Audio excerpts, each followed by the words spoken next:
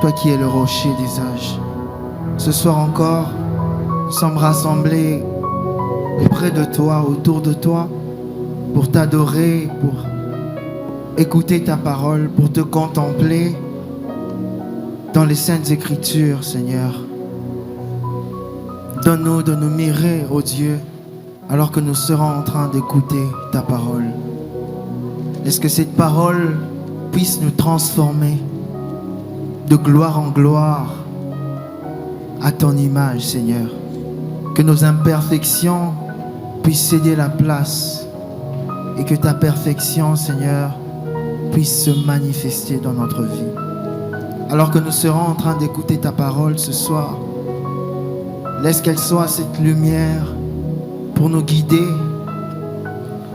sur le chemin de la vie, dans ce monde plongé dans l'obscurité, Seigneur. Nous sommes désespérés sans toi, nous sommes perdus sans toi, nous sommes faibles sans toi. Nous ne pouvons rien sans toi, Seigneur. Tu es notre force, tu es notre bouclier. Tu es notre seul refuge. Nous élevons, Seigneur, ton nom et nous te bénissons pour ton œuvre à la croix. À toi l'honneur et la gloire dans tous les siècles. Amen. Amen. Est-ce qu'on peut acclamer le roi des rois, le Seigneur des seigneurs? Est-ce qu'on peut bien le faire ce soir, acclamer le Seigneur? Alléluia. Shalom Église. Shalom Église. J'espère que nous allons bien par la grâce de Dieu. Et ce soir, nous avons encore le privilège d'écouter ensemble la parole de Dieu. Et sans plus tarder, nous allons plonger nos regards dans la loi parfaite de Dieu. Je suis dans le livre de Luc, au chapitre 10.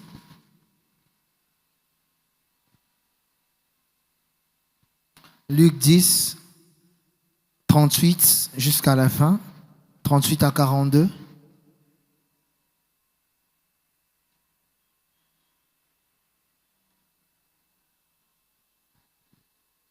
Luc 10, 38 à 42.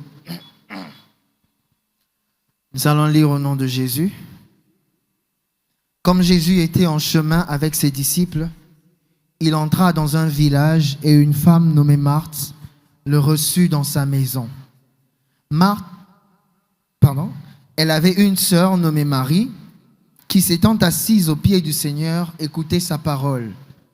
Marthe, occupée à divers soins domestiques, survint et dit : Seigneur, cela ne te fait-il rien que ma sœur me laisse seule pour servir? Dis-lui donc de m'aider.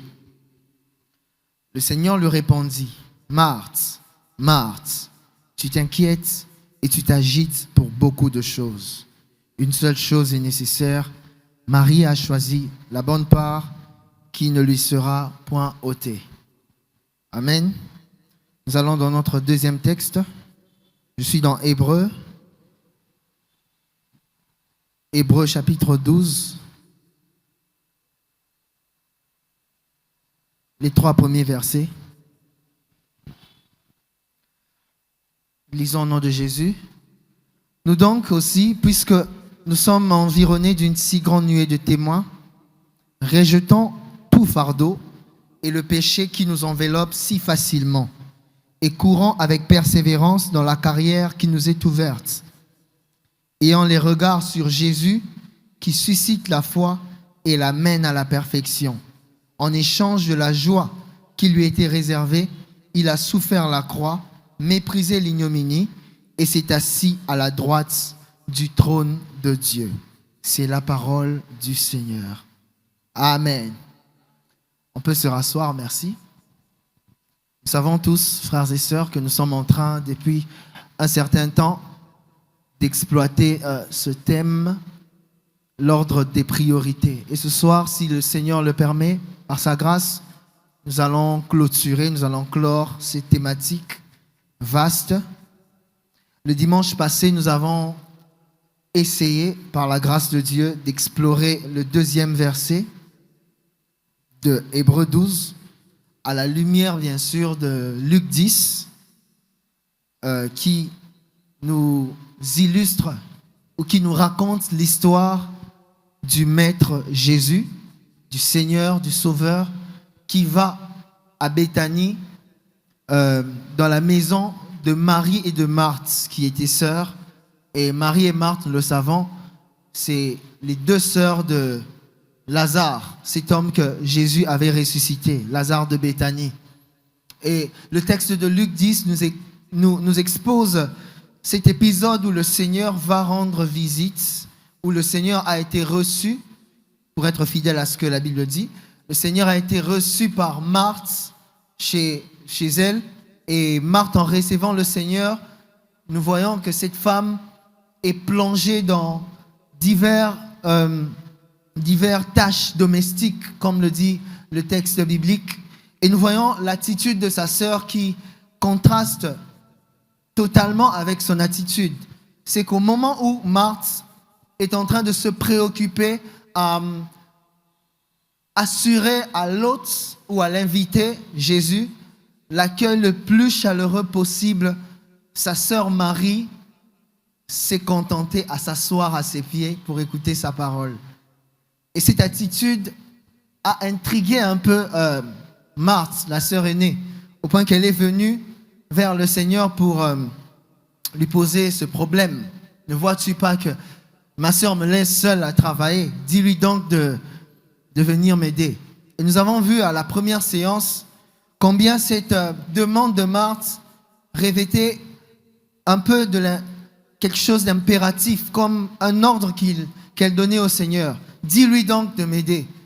C'était comme aussi indirectement une manière de blâmer le Seigneur. Seigneur, ne vois-tu pas? C'est comme si le Seigneur avait permis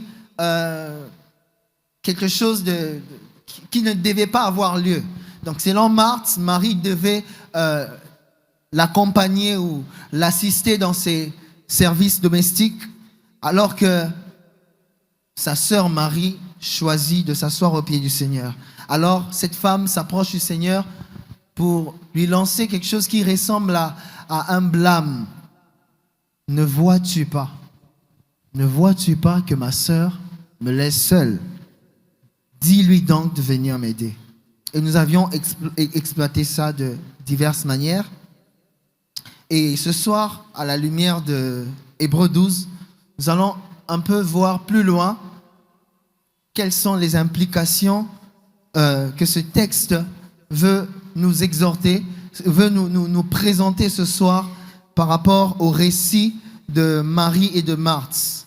En quoi c'est en relation, en quoi ces deux textes se marient, ou à quel niveau ça se marie, et à quel niveau ça nous explique, ou ça nous démontre que le Seigneur doit être notre priorité. Et Marie a choisi la bonne part, comme Jésus l'a dit, une part qui ne lui sera point ôtée, ni dans cette vie, ni dans l'avenir. Et cette bonne part, bien sûr, nous l'avons exploitée les 3 derniers dimanches, Nous avons dit que cette bonne part, c'est cette communion avec le Seigneur. Cette communion avec le Seigneur qui, bien sûr, commence dans cette vie, mais qui ne s'arrête pas. La mort même n'a pas le pouvoir de nous ravir cette bonne part. Lorsque nous sommes en communion avec le Seigneur, lorsque nous jouissons de sa présence, alors nous devons nous rassurer que nous habiterons dans sa maison pour l'éternité. Alors ce soir, nous allons voir exploiter beaucoup plus le 2e et le 3e verset de Hébreux 12 que nous n'avions pas pu malheureusement exploiter les dimanches passés, faute de temps. Et je vais lire rapidement le verset 2. Je suis dans Hébreux 12. Ayant les regards sur Jésus, qui suscite la foi et l'amène à la perfection. En échange de la joie qui lui était réservée, il a souffert la croix, méprisé l'ignominie et s'est assis à la droite du trône de Dieu. Amen. Dans la version Louis Ségan, il est écrit dans le verset 2 toujours, bien sûr, verset 2, il est écrit « En vue de la joie qui lui a été réservée ». En vue de la joie qui lui a été réservée. Le Seigneur a souffert la croix, pas comme quelqu'un qui ne savait pas ce qui lui attendait après. Il avait une vision de l'éternité, une perspective claire de la conséquence ou du bénéfice qui était réservé derrière cet acte d'obéissance à son Père. Et je nous rappelle que le Seigneur Jésus a souffert la croix comme un acte d'obéissance à Dieu. Il a glorifié Dieu, son Père, en se donnant à la croix pour nous. Il n'a pas fait deux choses séparément.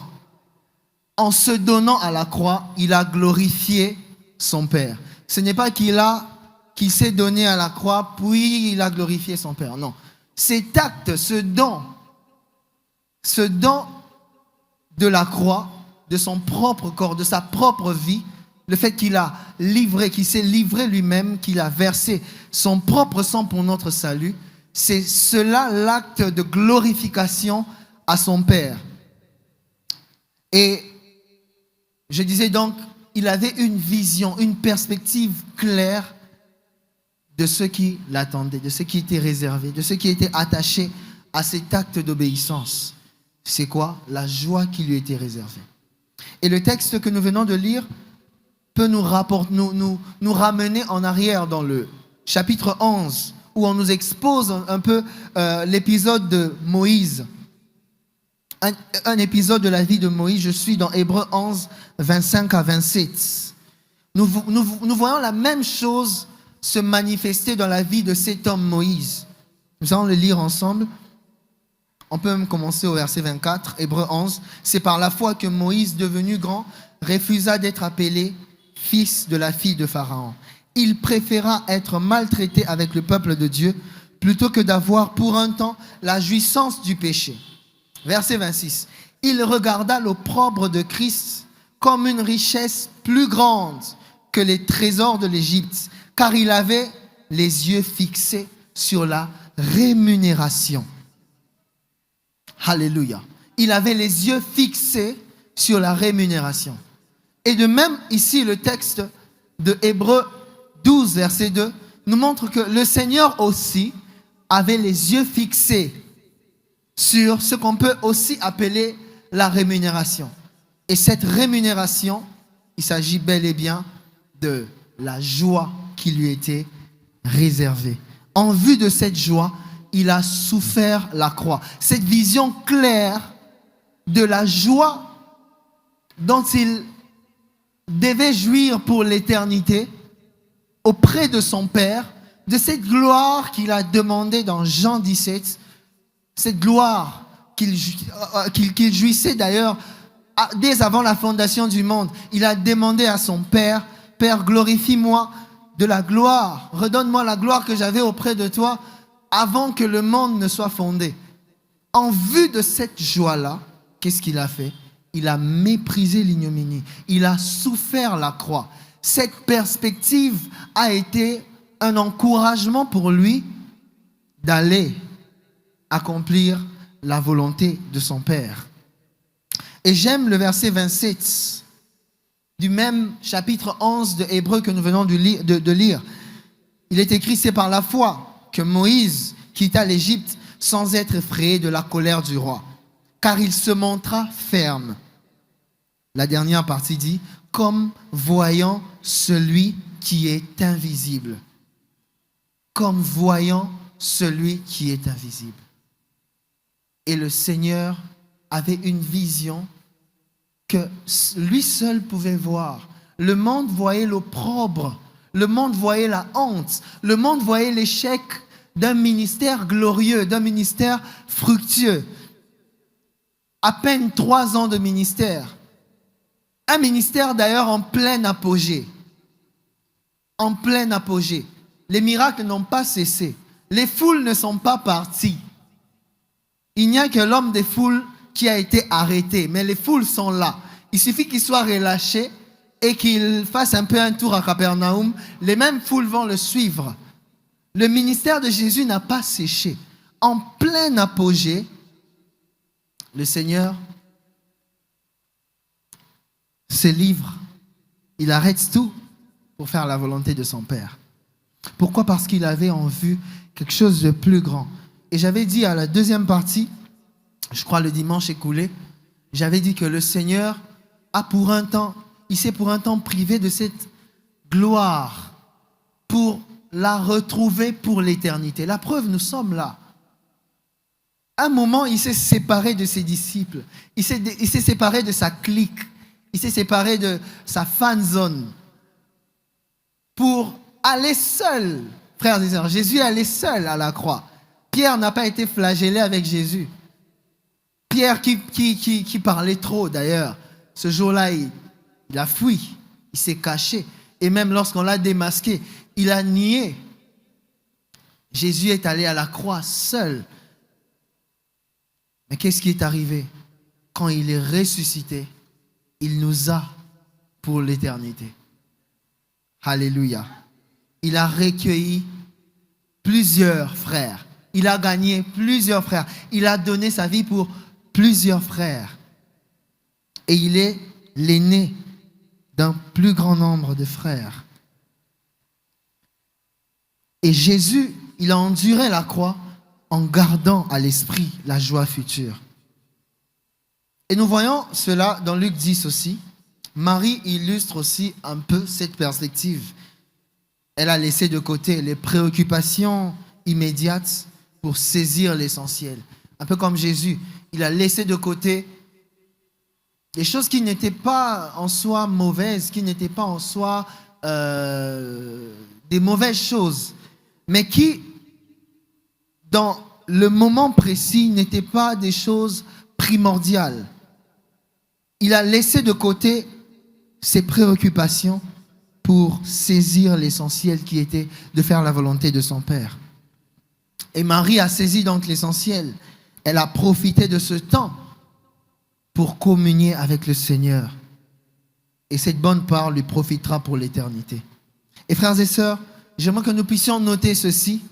La capacité de distinguer la valeur de ce qui est éternel contre la valeur de ce qui est temporel, c'est une vertu que seuls les enfants de Dieu possèdent. Seuls les enfants de Dieu ont vraiment cette capacité de distinguer l'éternel, les vertus de ce qui est éternel, des choses temporelles, des choses éphémères. C'est ce que nous voyons chez Moïse. Moïse n'était pas le seul dans la maison du roi. Il y avait plusieurs sujets, il y avait plusieurs princes. D'ailleurs, il avait aussi un frère. Pharaon avait un fils. Mais cette vision de l'opprobre de Christ comme une richesse, comme un trésor plus précieux que toutes les richesses de l'Égypte, un Égyptien ne peut pas avoir cette vision. Un Égyptien ne peut pas avoir cette vision. Moïse a eu une perspective qu'il a distinguée, qui a d'ailleurs prouvé sa nature, prouvé à qui il appartenait. Il appartenait au Dieu d'Israël, au seul véritable Dieu. Et cette capacité, comme je disais, de distinguer les choses éphémères des choses essentielles, il n'y a que les enfants de Dieu qui la possèdent. Raison pour laquelle vous verrez que les païens, ils profitent de la vie terrestre. Ils sont contents dans les choses éphémères de la vie. Ça ne leur dit rien en fait de profiter du temporel. Ils n'ont pas ce souci du lendemain. Voilà, c'est un peu comme ce que Paul dit. Mangeons et buvons car demain nous mourrons. Ils sont dans l'immédiat, ils sont dans le maintenant, dans le ici. Ils ne se soucient pas du lendemain, dans le sens qu'ils n'ont pas cette perspective des biens éternels que le royaume des cieux nous réserve. Et c'est ce qui nous différencie de ces gens. Alors celui qui n'est pas né de nouveau Tout ce qu'il fait, c'est dans le but d'avoir l'immédiat. Nous voyons cela même dans la Bible, dans l'histoire de Jacob et d'Ésaü. Ésaü revient d'une chasse, fatigué. Il n'a pas eu de gibier, il est fatigué, il a très faim. Et il trouve son frère Jacob avec un plat. Alors, l'aîné a faim. Il dit à son frère, donne-moi à manger car j'ai faim. Alors son frère lui dit, non, tu dois m'échanger, je dois échanger cette nourriture contre ton droit d'aînesse. Je ne vais pas te le donner gratuitement. Donne-moi ton droit d'aînesse, comme ça tu auras ce que tu désires. Alors qu'est-ce qui arrive? Non seulement Ésaü ne se rend pas compte en ce moment-là de la gravité de l'acte qu'il est sur le point de commettre. Qu'est-ce qu'il fait? Il méprise ce droit d'aînesse. Il dit, que me servira ce droit d'aînesse si je meurs? Moi j'ai faim, donne-moi à manger et tu auras mon droit d'aînesse. Et qu'est-ce qui arrive? Il cède le droit d'aînesse à son frère Jacob. Et à la fin, la Bible même le dit dans Hébreux 12, que même lorsqu'il s'est repenti, son repentir fut sans effet. Pourquoi? Parce que cet homme a profané quelque chose de sacré contre l'immédiat, contre la nourriture. Il a sacrifié son droit d'aînesse. Et Jacob a bénéficié d'un héritage éternel. De sa lignée est venu le Messie. Il a été l'ancêtre de Jésus. Voilà un peu ce que Ésaü a loupé. Il a loupé cette grâce d'être l'ancêtre du Messie à cause d'un plat, à cause d'une soupe. Il a tapé à côté d'une si grande bénédiction, d'un si grand privilège, être l'ancêtre du Messie. Et ça nous explique, ça nous montre d'ailleurs l'attitude de ceux de ce siècle.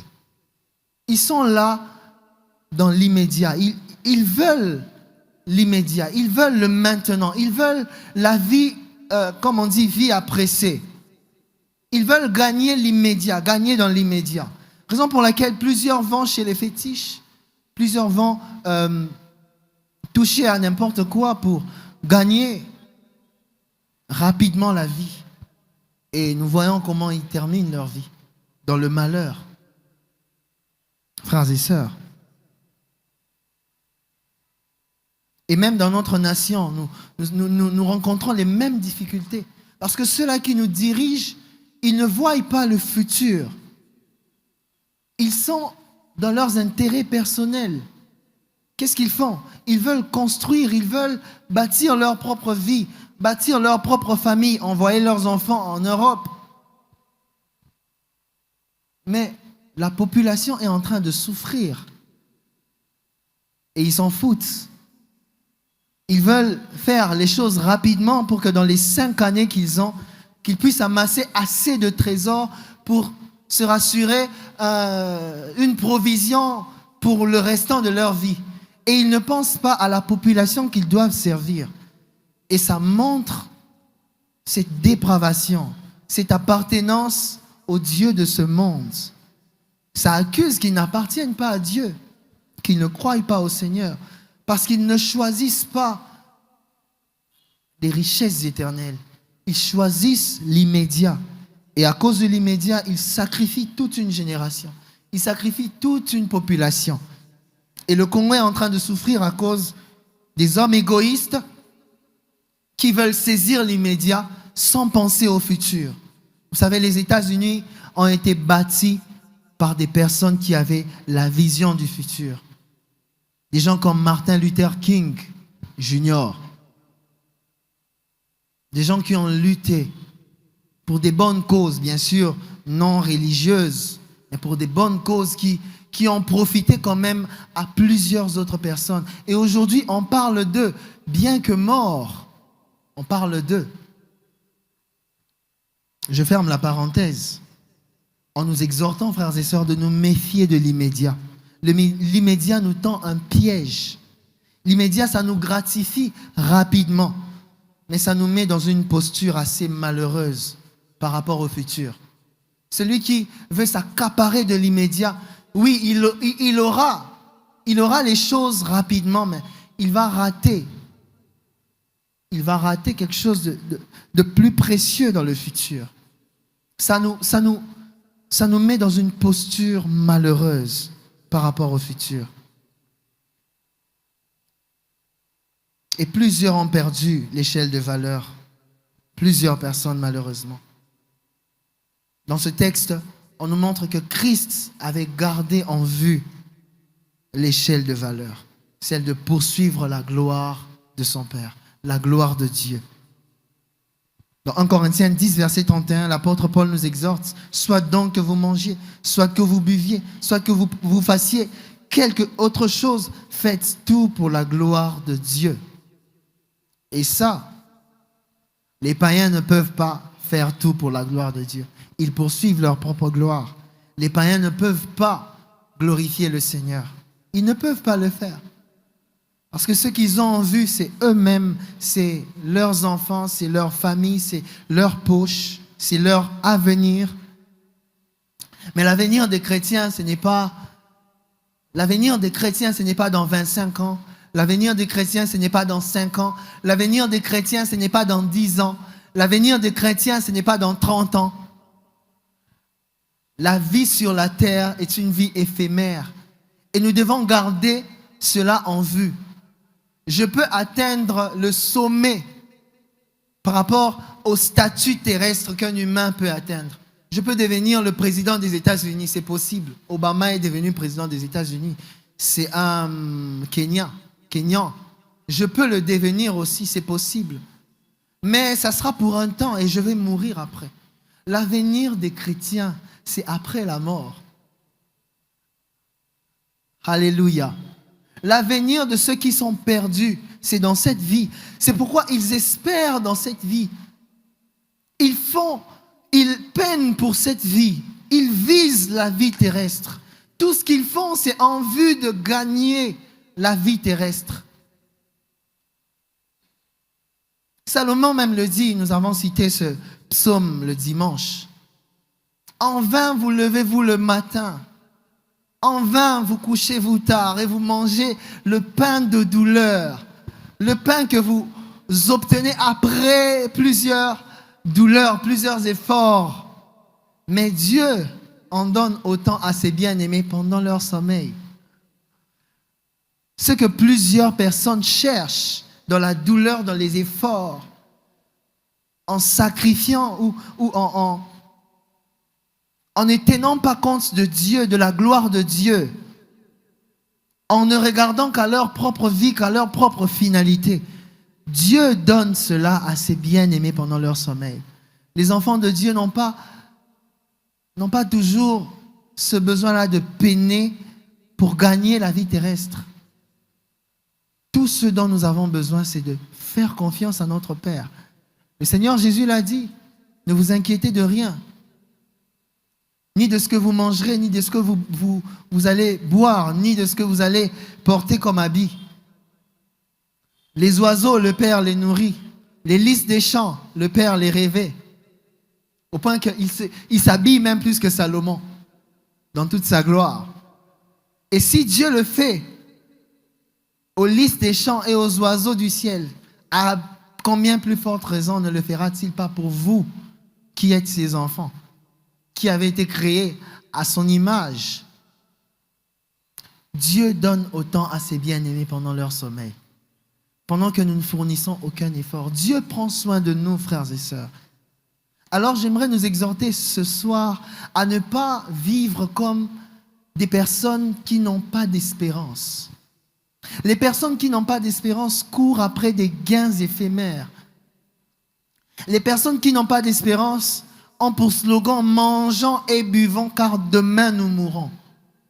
Nous qui avons l'espérance, nous devons saisir la bonne part comme Marie. Marie a saisi la bonne part. C'était quoi cette bonne part? S'asseoir aux pieds du Seigneur et écouter sa parole. Vous savez, même l'éternité ne suffira pas pour que nous puissions apprendre de Dieu. Raison pour laquelle il nous a même réservé l'éternité. Parce que ça ne suffira pas, ça ne suffira tellement pas qu'il nous a réservé l'éternité pour le connaître et le connaître et le connaître éternellement. Alors pourquoi courir après des gains qui vont s'arrêter? Quel âge avons-nous ici? Il n'y a pas un enfant il n'y a pas moins de 15 ans dans cette salle. Je le crois en tout cas. Tous nous avons au-delà de 20 ans ici. Alors calculons combien d'années nous reste-t-il dans cette vie? Il nous reste combien d'années? Moi qui vous parle, j'ai déjà dépassé les 25 ans. Dans 25 ans, j'aurai plus de 50 ans. Est-ce que dans 25 ans d'ailleurs, je serai en vie? Je ne sais pas. Est-ce que dans 30 ans, je serai en vie? Je ne sais pas. Est-ce qu'en 2025, je serai en vie? Je ne sais pas. Je ne peux rien prétendre. Demain, je peux mourir. Mais pourquoi courir après l'éphémère si notre vie ressemble à une vapeur qui paraît pour un temps et disparaît?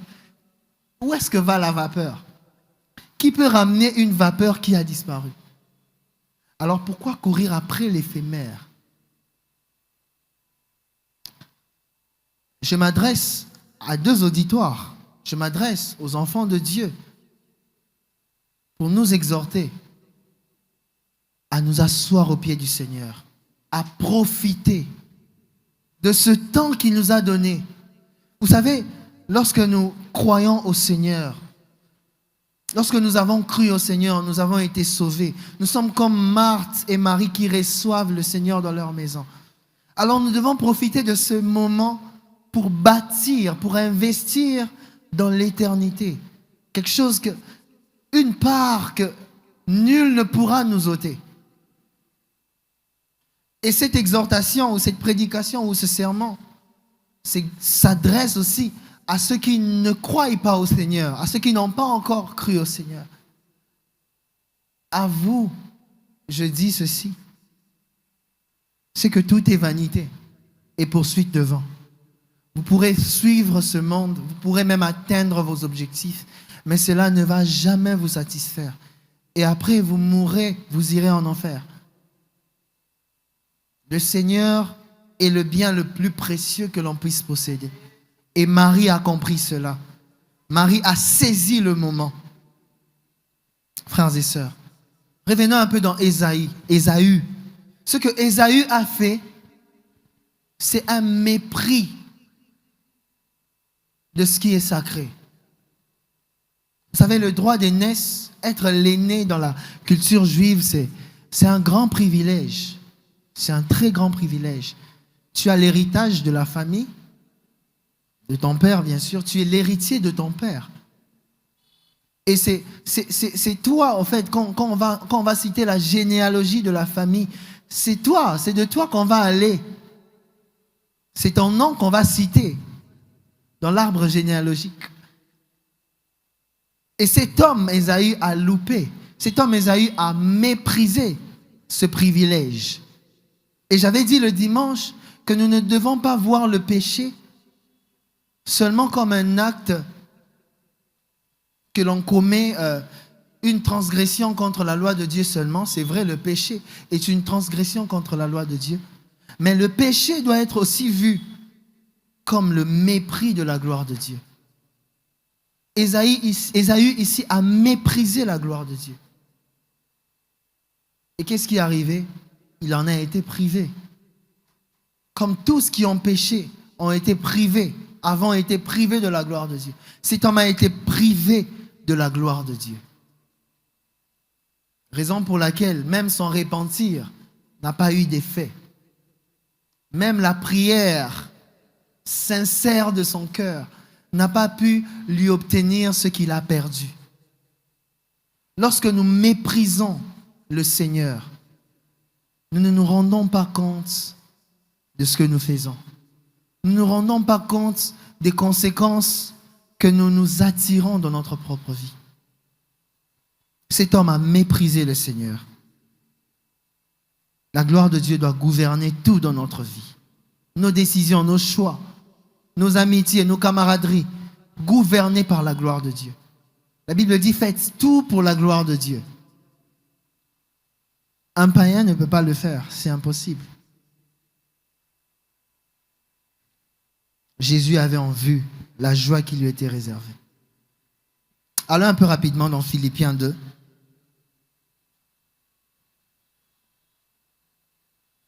Un texte très connu que j'aimerais qu'on puisse revoir ce soir. Je vais lire dans la version Louis Ségan, c'est plus rapide. « Ayez en vous les sentiments qui étaient en Jésus-Christ, lequel, existant en forme de Dieu, n'a point regardé comme une proie à arracher d'être égal avec Dieu, mais s'est dépouillé lui-même en prenant une forme de serviteur, en devenant semblable aux hommes et ayant paru comme un simple homme. Il s'est humilié lui-même, se rendant obéissant jusqu'à la mort, même jusqu'à la mort de la croix. C'est pourquoi aussi Dieu l'a souverainement élevé et lui a donné le nom qui est au-dessus de tout nom, afin qu'au nom de Jésus, tout genou fléchisse dans les cieux, sur la terre et sous la terre, et que toute langue confesse que Jésus-Christ est Seigneur à la gloire de Dieu le Père. Voici ce qui arrive lorsque nous avons en vue la gloire de Dieu. Jésus a mis de côté tout privilège qu'il pouvait de droit d'ailleurs s'accaparer. Nous avons vu cela, je crois, à la première séance de ce serment. Jésus avait de droit à ces choses. Il avait de droit la bonne vie sur la terre. Il a vécu parfaitement, il a obéi parfaitement à la loi. Il avait de droit toutes ces choses, en tout cas, ça lui revenait de droit. Mais il a mis ça de côté pour faire la volonté de son Père. Et qu'est-ce qui est arrivé? Dieu l'a souverainement élevé. Il a reçu le nom élevé au-dessus de tous les noms. Et en ce moment, il est assis à la droite du trône de Dieu. Et l'apôtre Paul, dans Romains 8, 18, il dit « J'estime que les souffrances du temps présent ne sauraient être comparées à la gloire à venir qui sera révélée pour nous. » Nous devons endurer les souffrances avec une vision de la gloire à venir. C'est ce que le Seigneur Jésus a fait. Il a méprisé la honte attachée à cette mort de la croix. Quand on crucifie quelqu'un, c'est qu'il a commis un acte très ignoble. C'est un brigand, un voleur, quelqu'un de méprisable dans la société. Un homme juste qui n'a jamais péché toute sa vie accepte d'être puni de la punition des hommes vils de la société. Les hommes les plus mauvais sont punis de cette manière-là. Mais un homme qui n'a pas péché, même pendant une fraction de seconde, accepte une pareille souffrance. Parce qu'il avait en vue la gloire de son Père. Il avait en vue de faire la joie de son Père, de glorifier son Père, d'accomplir son œuvre. Car sa nourriture, ce n'était pas l'immédiat. Même lorsqu'ils étaient en train de cheminer vers la Samarie, le Seigneur avait faim. Dans Jean 4, ses disciples sont allés lui chercher des vivres. L'immédiat demandait à ce que le Seigneur puisse manger, parce que c'était le besoin immédiat. Il avait faim. Mais qu'est-ce qui est arrivé? Pendant que ses disciples sont partis, il y avait une femme, la Samaritaine, qui était en train de puiser au puits de Jacob. Il y a eu la conversation que nous connaissons entre Jésus et cette femme, où Jésus se présentait à cette femme comme cette eau qui, lorsqu'on boit, on n'a plus soif et ça devient en nous cette source qui jaillit jusque dans la vie éternelle. Il est celui qui donne cette eau. Et cette femme a vu en Jésus le Messie ce jour-là. Et lorsque les disciples sont revenus, ils ont présenté à Jésus quoi? La nourriture. Il avait faim, mais Jésus n'a pas mangé. Qu'est-ce qu'il a dit? Ma nourriture, c'est de faire la volonté de celui qui m'a envoyé et d'accomplir son œuvre. Voilà ce qui doit nous nourrir. Voilà ce qui a nourri Marie.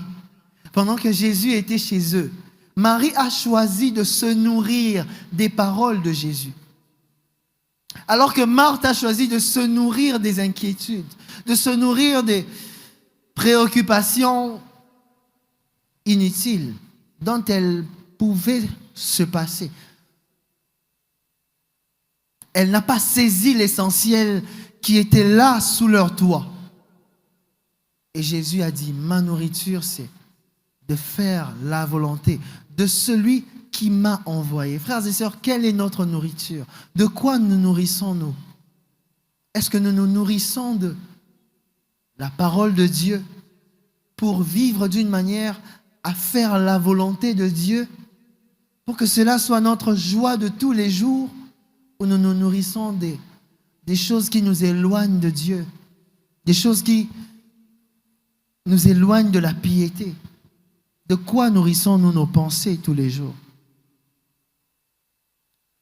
Est-ce que nous nous nourrissons des inquiétudes, des préoccupations de la vie, du quotidien? Est-ce que nous nous nourrissons du stress de la fin de l'année? C'est la fin de l'année, on doit s'habiller comme des vrais Quinois. Est-ce que c'est ça notre nourriture? Est-ce que nous nous nourrissons de ça? Non, les enfants doivent s'habiller. Je dois m'habiller, c'est la nouvelle année. On doit décorer la maison. On doit manger le 25. On doit manger le 31, le 1er. Est-ce que nous nous nourrissons de ça? Au point que ça occupe tellement nos pensées que le Seigneur n'a plus sa place. Ou nous nous nourrissons de sa volonté, de sa parole.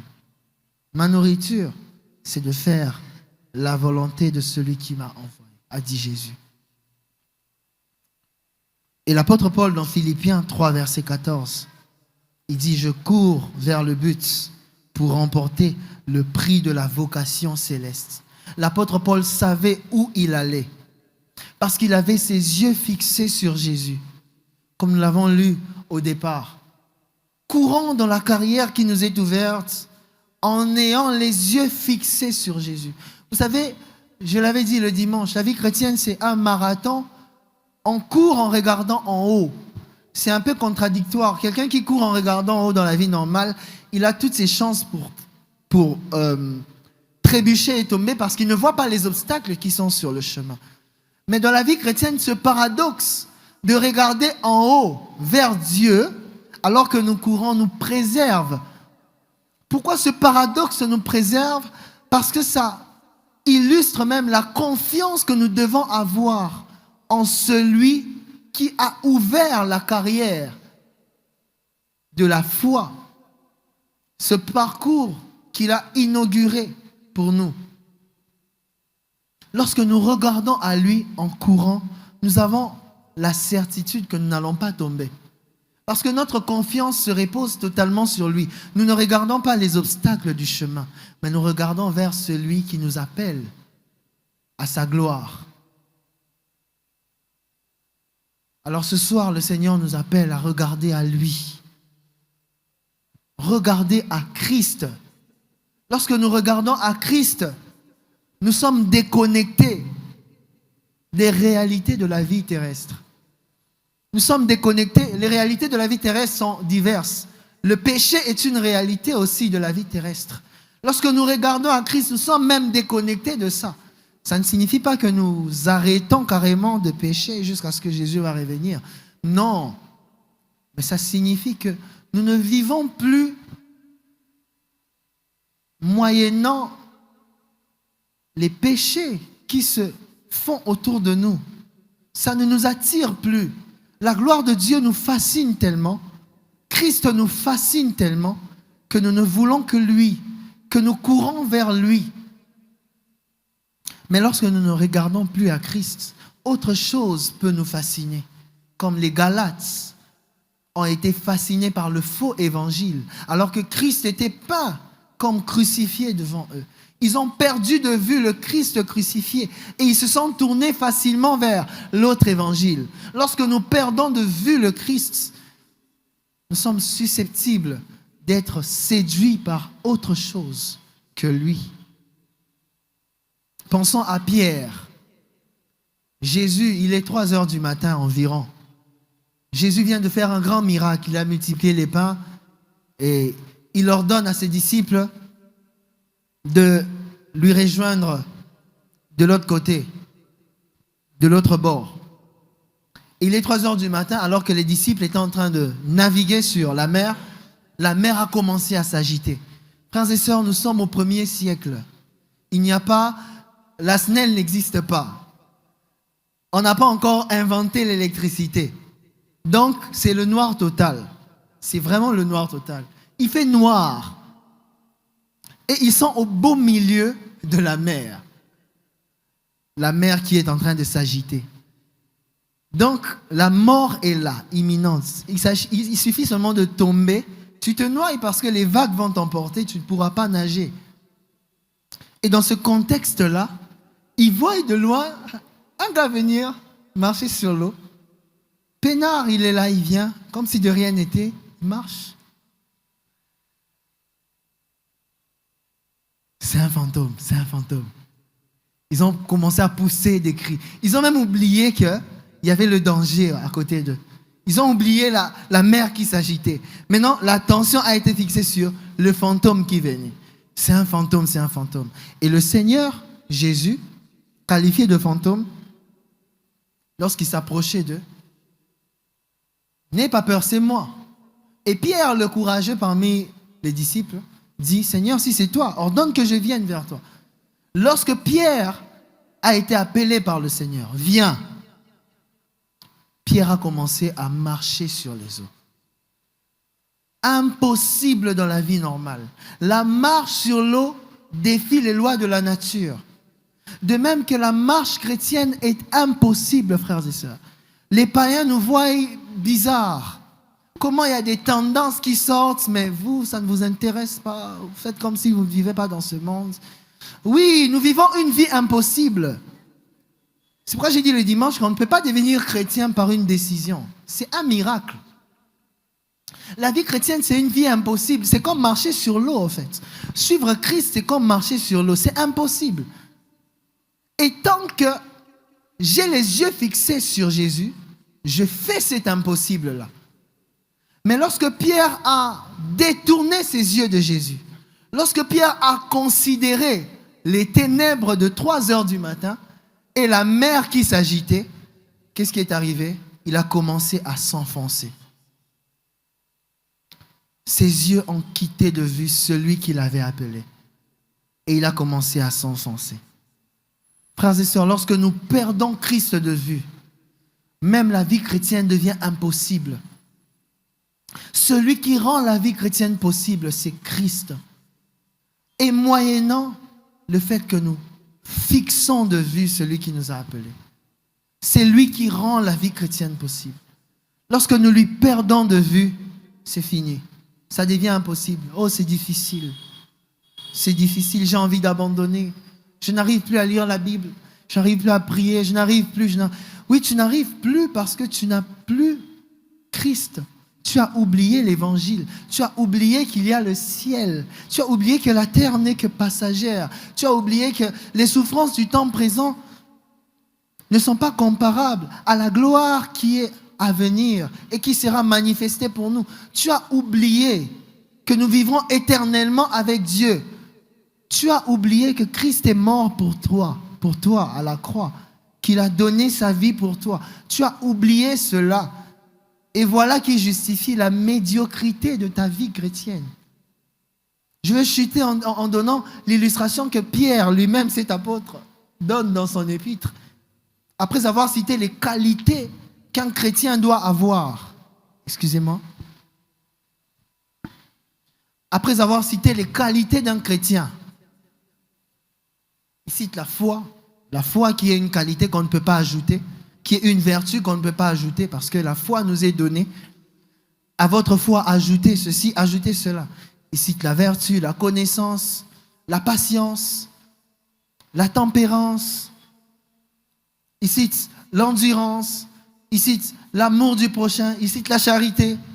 Il cite toutes ces choses, toutes ces qualités qui qualifient un chrétien. Il dit, si ces choses sont en vous et sont en abondance, ça ne vous laissera pas stérile quant à la connaissance de Jésus-Christ. Mais celui en qui ces choses font défaut, donc celui en qui ces choses ne sont pas, il est aveugle. Il ne voit pas de loin et il l'a mis en oubli. Il a oublié la purification de ses anciens péchés. Lorsque nous perdons en vue l'œuvre du Christ, lorsque nous perdons en vue l'évangile, ce que Christ a fait pour nous, notre vie chrétienne devient médiocre. Nous devenons des chrétiens qui vivent comme des païens. Nous nous comportons comme ces frères-là qui est warrior. Nous devenons warrior. Nous devenons gaulois. Aujourd'hui, on a des chrétiens gaulois et des chrétiens warriors parce qu'ils ont oublié ce que Jésus a fait à la croix. Et leur christianisme reste à douter. Est-ce qu'ils sont nés de nouveau? Si oui, ils doivent se réveiller. Sinon, ils doivent faire attention. Parce que celui qui invoque le nom du Seigneur doit s'éloigner de l'iniquité. Vaut mieux ne pas invoquer le nom du Seigneur que d'invoquer le nom du Seigneur et d'être attaché à la vie de péché. Vaut mieux abandonner. Vaut mieux tikanayo, zalano malili, que aux tièdes. Les tièdes seront vomis. Les froids peuvent être réchauffés, mais les tièdes seront vomis. Ainsi, je finis ma prédication. Que le Seigneur bénisse sa parole.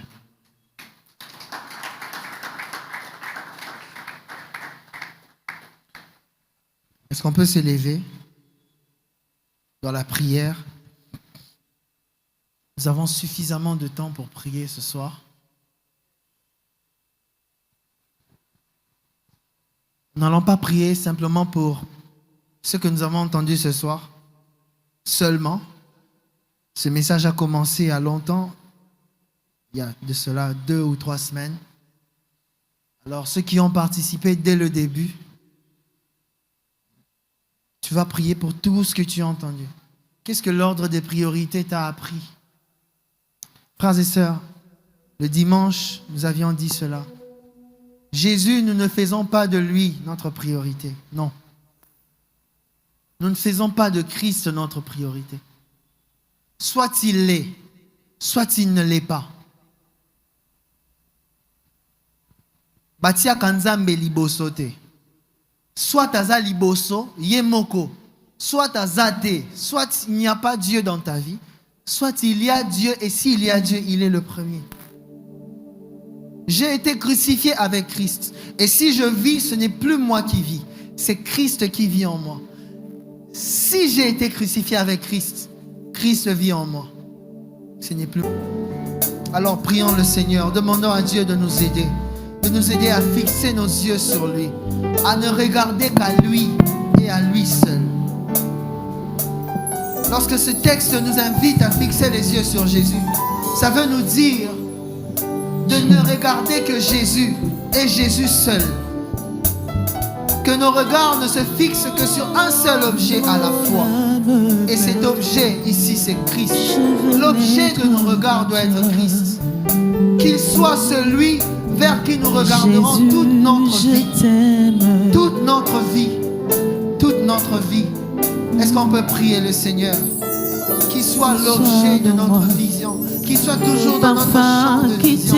Que nous ne puissions pas oublier celui qui nous a été peint comme crucifié. Au risque de tourner à un autre évangile. Au risque de croire à un autre évangile. Jésus, et de je mener une vie t'aime. qui n'est pas conforme à l'évangile de Christ. Vous savez, lorsque nous ne regardons plus à Christ, même nos pas ne peuvent pas se conformer à lui. Nous commençons à couler comme pierre. Nous faisons naufrage dans notre foi. Nous faisons naufrage dans notre foi. Lorsque nous ne regardons pas à Christ. Lorsque nous ne regardons pas à Christ, notre vie ressemble à ceux qui ne connaissent pas Dieu. On commence à nous confondre avec le monde.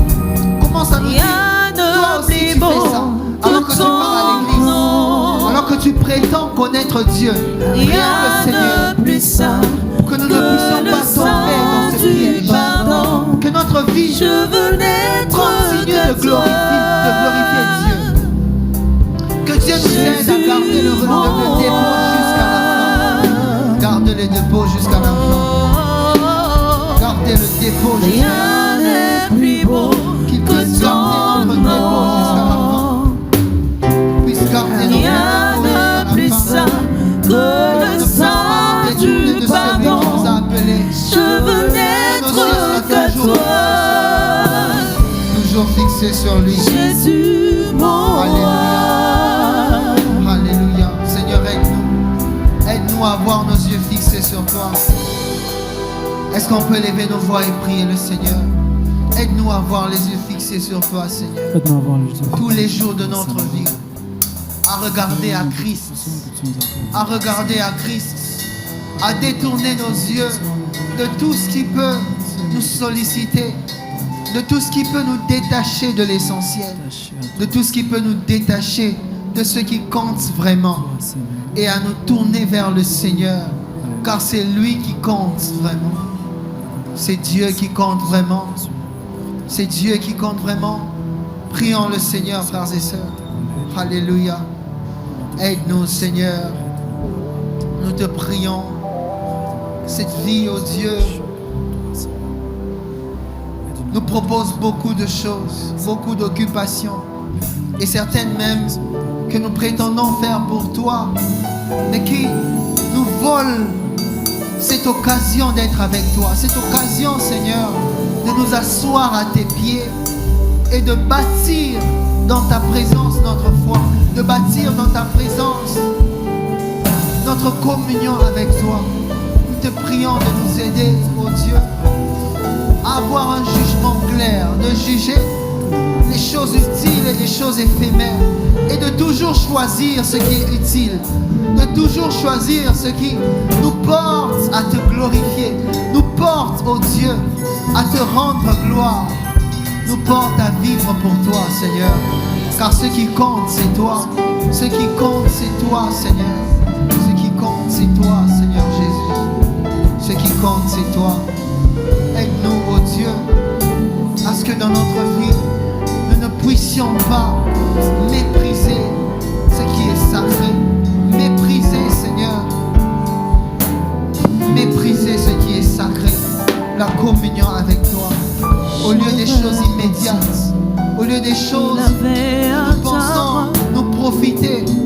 Seigneur, des choses dans lesquelles nous pensons tirer un profit, un plaisir. Je veux n'être que toi. Mais qui ne dure que peu de temps. Jésus, Au détriment je de la bonne part que nous savons, que nous prenons lorsque nous reçois demeurons à tes de pieds. paix que je Lorsque nous vivons, trouve lorsque nous restons dans pardonné. ta présence. Tout l'amour Comme David, que Seigneur, mes nous yeux n'ont pas pu demeurer dans ta te maison. montrer. Je veux Nous voulons t'avoir n'être constamment que sous le toi. regard, Seigneur. T'avoir constamment Jésus, sous je le regard. t'aime. T'avoir constamment sous le regard. Oh, rien de plus beau que ton sang. Aide-nous, Seigneur. Rien de plus saint que le sang du À ce que rien pardon. ne passe avant toi. Je veux n'être que Aide-nous, toi. Jésus, À t'honorer. mon roi. Toi le premier en toutes choses. Aide-nous, Seigneur. Rien n'est plus Lorsque ça beau devient que difficile ton à avoir nom. en vue, Rien de plus saint que le sang du à pardon. avoir en vue Je veux n'être que toi. et à puiser, Seigneur, Jésus, dans cela, mon roi. la force d'endurer et de persévérer jusqu'à la fin. Alléluia. Nous allons prier le Seigneur de nous aider à avoir une vision claire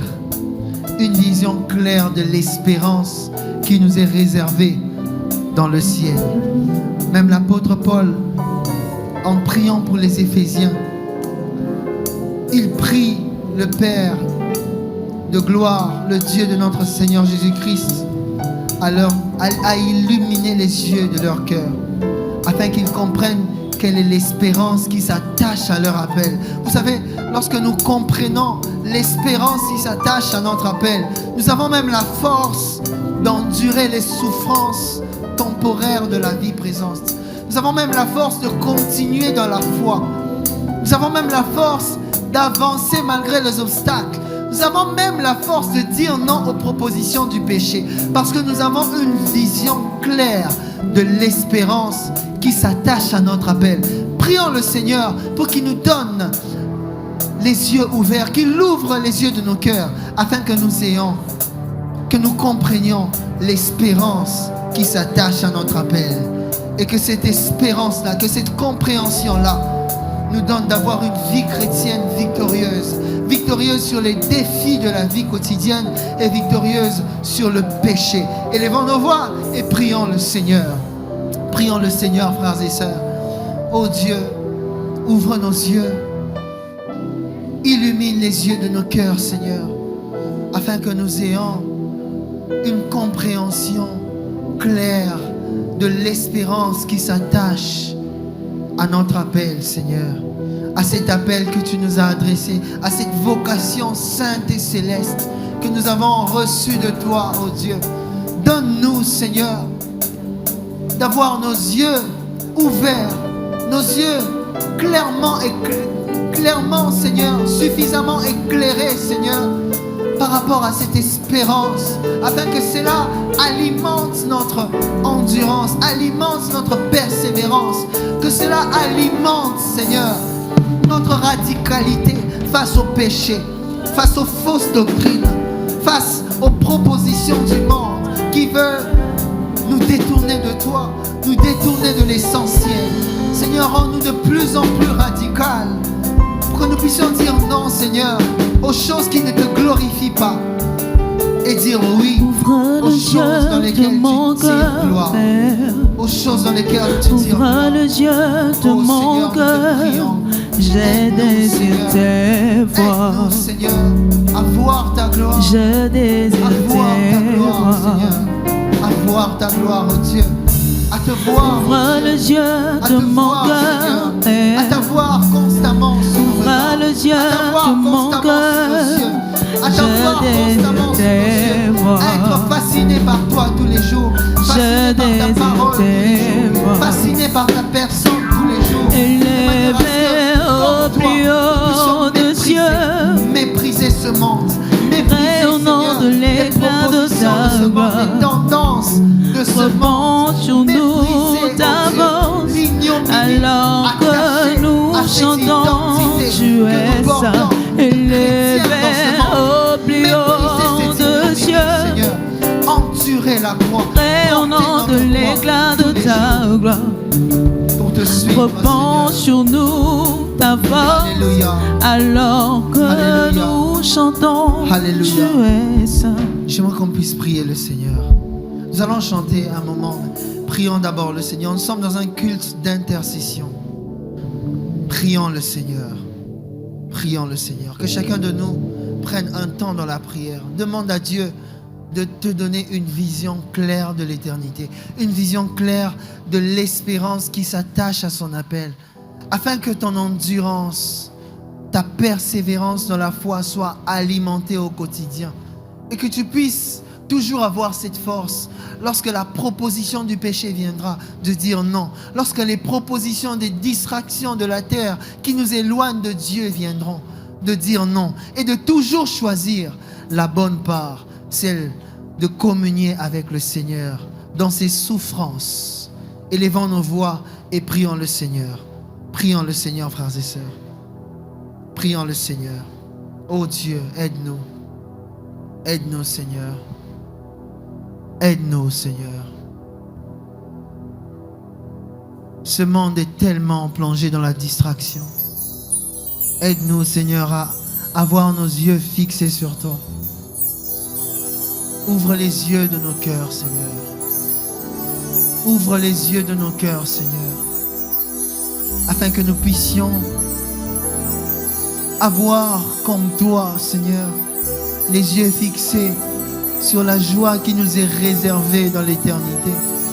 Avoir comme Moïse les regards fixés sur la rémunération.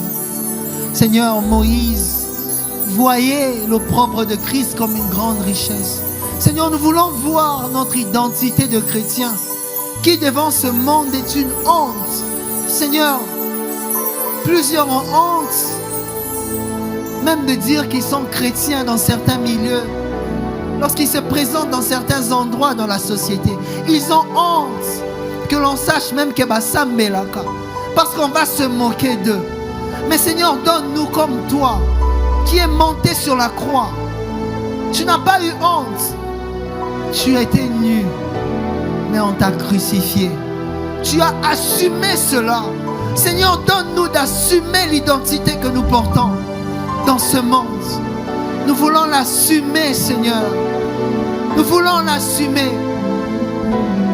Les temps difficiles arrivent, frères et sœurs. Ne pensons pas que la facilité est devant nous. Les temps difficiles arrivent encore. Ça deviendra difficile, de plus en plus difficile. Notre foi sera encore éprouvée. La persécution deviendra encore plus farouche.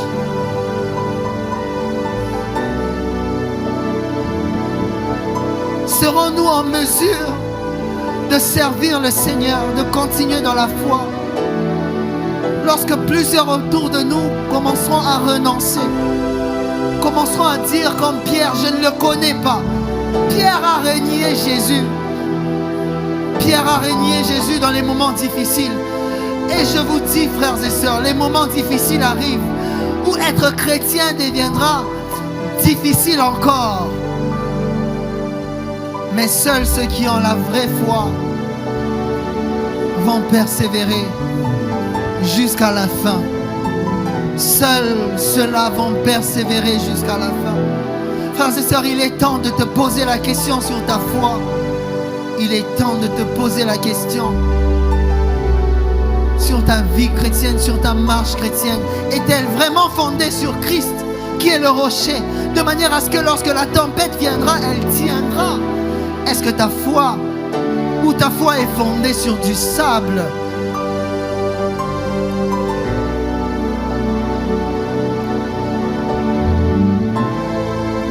Aide-nous, Seigneur, à avoir nos yeux fixés sur toi.